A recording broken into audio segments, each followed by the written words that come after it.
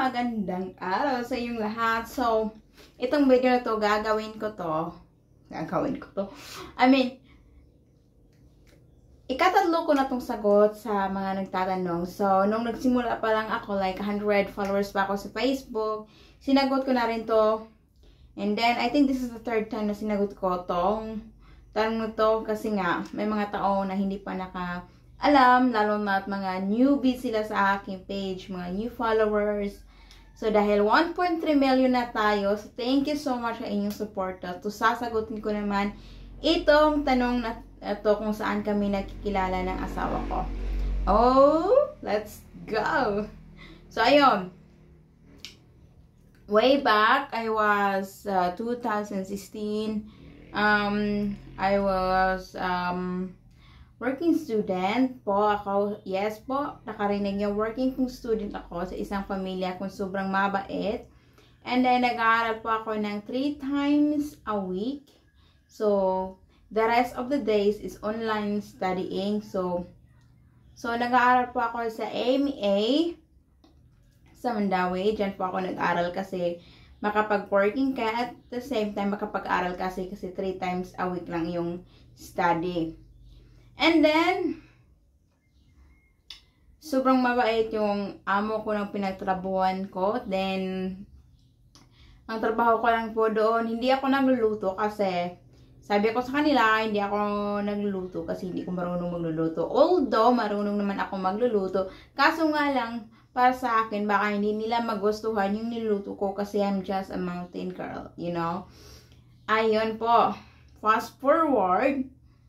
Before, ang phone ko po ay Cherry Mobile. So, nag-iipon talaga po ako para makaipon ako ng Cherry Mobile. Kasi, alam mo na, before, nung wala pa akong trabaho, meron lang akong, nung nasa kapatid ko pa lang ako. Tapos, binibigyan lang nila ako ng allowance ng 1,000 a month. Tapos, nagbabantay ako ng bata doon.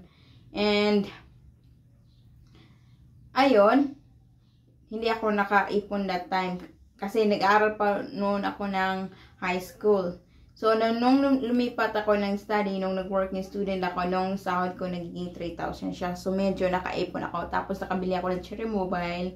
And yun, dahil mahilig naman po talaga ako sa mga dating app, like Filipino Cupid, International Cupid, Tinder, Christian dating app. Halos lahat po ng mga dating app talaga. Tapos, meron pang Badoo. So, halos dito ng dating app, sumali ako.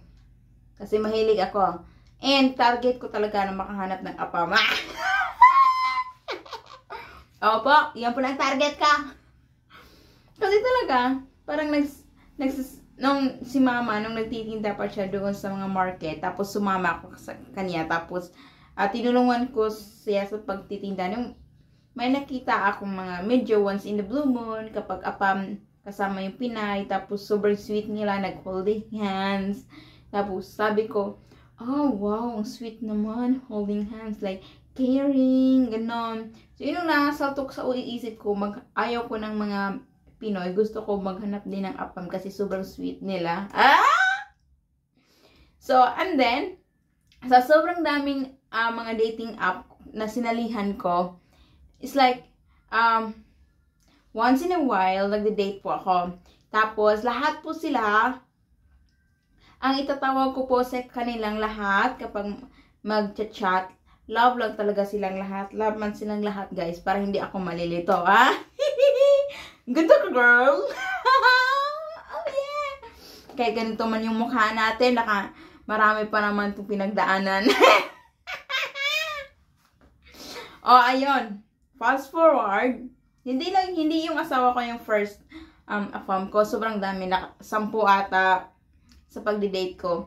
Tapos, one day, na-realize ko na, Lord, sabi ko, Lord, ayaw ko ng taong, mga apam na, nandito na sa Pinas. Sabi ko, ayaw ko kasi, sobrang dami na nilang na-date, tapos, hindi lang ikaw isa, tapos para ka bang, namimili ng mga prutas sa palengke, pinipilian ka, tapos ganyan. Sabi ko sa isip ko, in 3 3 million billion katao sa mundo, 3 billion katao na apam, siya raw namang walang isa para sa akin. So, ayan. Merong nag-message sa akin sa Badu yung nakilala ko yung asawa ko na Badu.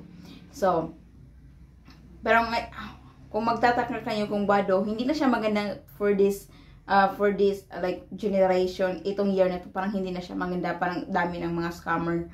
Parang ginagamit na yung mga dating sites ngayon na pang pera, pang pauras, yun ganun. So, nag-message yung asawa, ang nag-message sa akin una, yung asawa ko talaga, kasi nga naman, gandang Pilipina, yeah. So, nag-message siya sa akin, dami niyang mga description na anong gusto niya sa babae, blah blah blah, sobrang haba talaga yung message. Of course naman, aware naman ako na hindi lang ako yung sisindan ng message na yan. Alam niyo naman, katulad din yan sa atin, no? Pag magme-message tayo, tapos meron tayong sa iba, mini-message natin ng ganyan din, no? Hindi lang isa, kailangan natin ng reserba. Hi! Sabi ng asawa ko, how are you? Ay, sabi ko naman ang sagot ko, I'm good. Sa mga tanong-tanong niya, halos kaunti lang yung sagot ko. Hanggang nagka-exchange kami ng WhatsApp, and doon na siyang message. Oy, marunong pala itong mangligaw ng asawa ko. Sabi niya sa akin, can you be my girlfriend? Yes,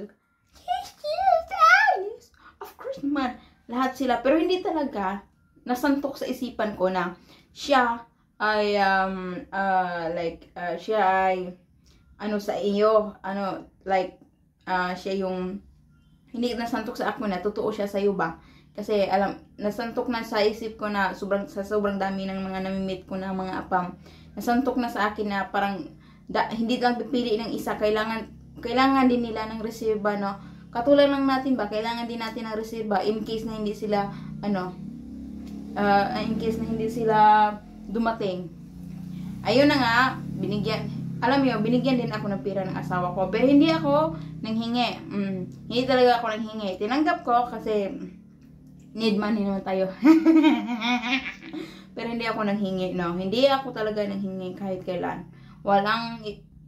Sa mga chat ko, wala akong hinihingian ng mga pera. At hindi rin ako nagsasabi na ganito, ganyan, kasi magtuturn up sila ng mga ganyan talaga. And binibigyan niya ako like 2,000, ganon. Hindi ganon lagi. Para bang pinapatikman ka niya ba kung totoo ba talaga kang tao ba. Sabi ko naman, thank you. Pagkatapos niyan is, pagkatapos ng like 1 month ata yun. 1 month. Pupunta daw siya dito sa Pinas para makita ko. And para sa isip ko, hindi lang ako yung tinatarget niya. Of course naman, kasi para sa mga apam talaga, kapag magpunta silang Pinas, hindi lang yung ikaw yung nasa isip nila, kasi baka maghanap din sila ng extra ba in case na hindi sila tutuhanin ng babae. Din sila yan, magreserba din yan, katulad natin ba. Ayan. Nung sabi niya, punta siya dito, nag-arrange na daw siya ng visa, ganon. Sabi ko, oo, sige. Sabi ko naman ganon. Pero hindi talaga ako nag-e-expect na pupunta talaga siya dito. Kasi dami naman ang nangyari sa buhay ko ng mga namimit kong mga apam na dami namang nagsabi na, punta ako, ganyan dito, pero hindi pa naman napunta. So, tapos magpakasal daw kami. Sabi ko, oo.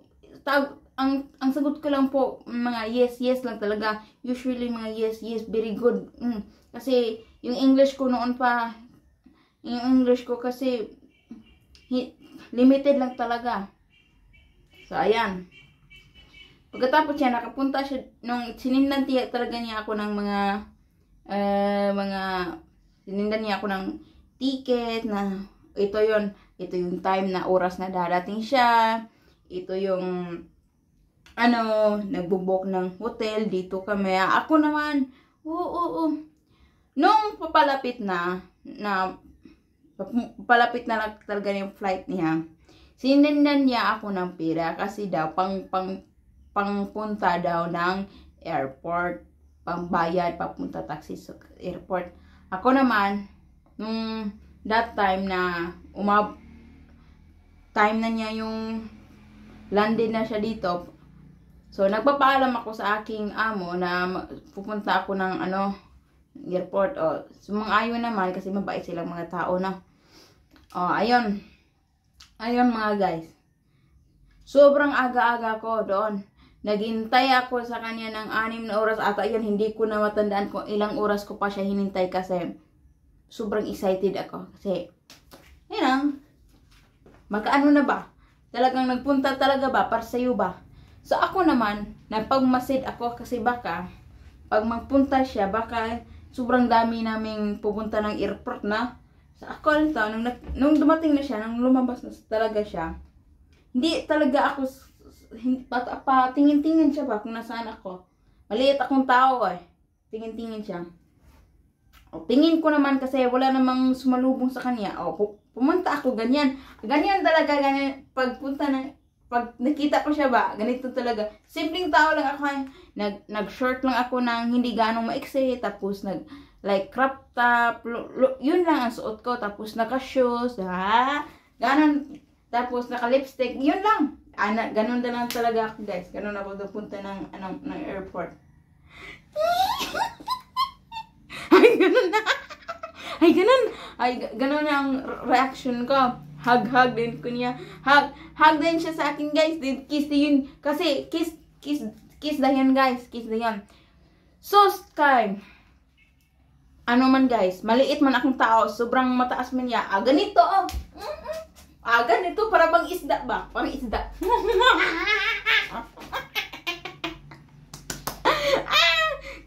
Tapos, sumakay kami ng taxi. Nag-hug talaga siya sa akin. Ako naman, hug din. Parang ayaw nang bumitaw. Ito lang kayamanan. Uunlad ng Pilipinas.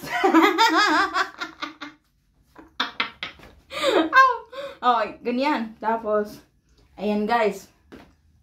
Alam nyo ba? Punta kami ng hotel. Yung hotel na yon sobrang namangha ako kasi maganda. Noon kami sa hotel sa Quest. Doon kami stay. Mayaman pa yung asawa ko. Ngayon hindi na. Naubos na yung pera niya.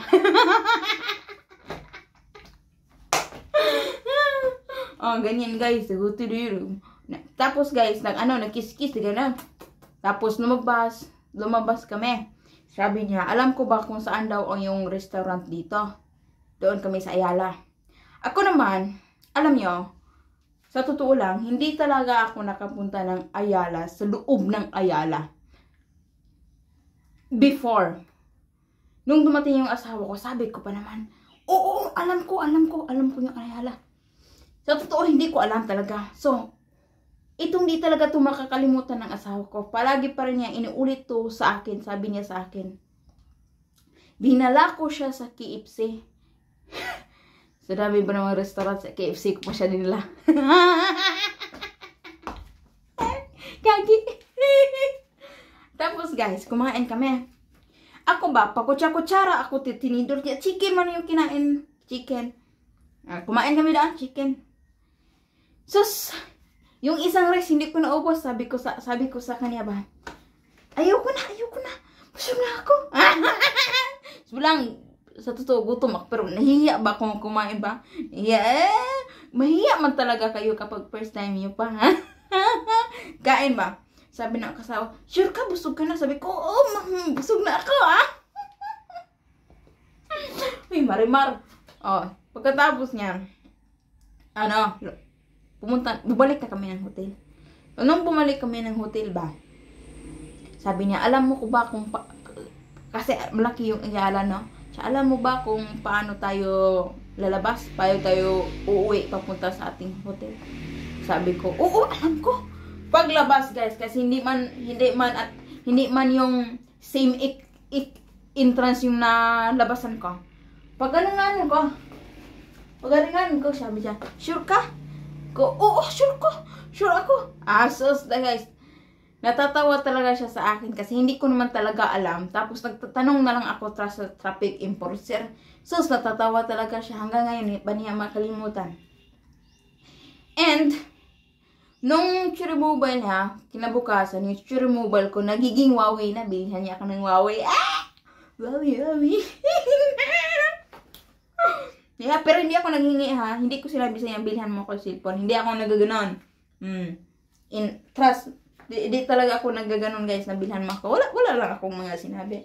Tapos nung nagpunta na kami ng hotel, binuksan niya yung suitcase niya, dinalhan ako ng maraming lipstick kasi alam naman niya sa akin na hindi talaga ako mahilig sa mga sweet na mga chocolate. Hindi ako mahilig ng mga ganyan. Oh, so dinalhan ako ng lipstick at saka ano pa. So pagkatapos niyan, fast forward tayo nag-decide siya na pumunta sa amin, dito sa aming ginatilan para ma-meet niya ang parents ko para hingiin yung kamay na magpakasal kaming dalawa. Oy, marunong pa rin maghingi ng kamay. Pero hindi talaga siya nakapunta sa amin nung first time niyang napunta dito. Hindi talaga siya nakapunta sa aming bundok, sa lungsod lang. Kasi noon lubak-lubak pa yung daan namin, tapos takot akong dalhin siya ba kasi baka hindi siya sanay. Tapos nahiya pa rin din po ako sa bahay namin noon ba kasi kawayan yung bahay namin, baka ano masabi niya, baka sabihin niya kaya ko siya tinanggap sa buhay ko kasi may hingiin. Ano ba? Advance din tayo ba ha?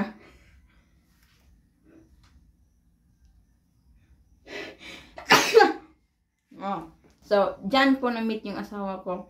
So, for more part 2 ng aming storya sa buhay, comment lang kayo ng part 2 ha kasi magluluto na muna ako.